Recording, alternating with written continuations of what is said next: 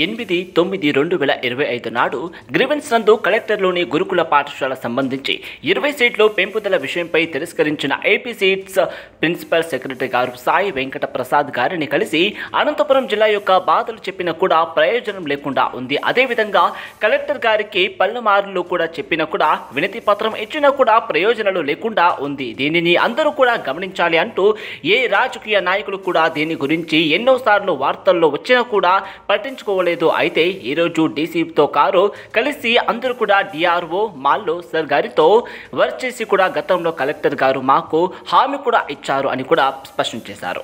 జరగలేదని వాదిని ఇది ఖచ్చితంగా చేయండి అని చెప్పి పలుమార్లు డిమాండ్ చేయడం జరిగింది. ఒక్క హాస్టల్కు 20 సీట్లు పెంచగలిగితే ఉమ్మడి జిల్లాలో 26 పాఠశాలగాను 522 సీట్లు కూడా పెరుగుతాయి. ఇదే విధంగా వారందరూ కూడా ప్రయోజనం జరుగుతుంది. అయితే దీనిని ప్రజలందరూ కూడా గమనించి ఈ యొక్క సంవత్సరానికి బడుగు వర్గానికి అన్యాయం జరగకుండా సీట్లు పెంచి న్యాయం చేయాల్సిందిగా ఖచ్చితంగా డిమాండ్ చేస్తున్నాం అని బీఎస్పీ యువ నాయకులు నరేంద్ర ఊరవేకొండ మార్లు కూడా ప్రభాకర్ కూడా తెలిపారు.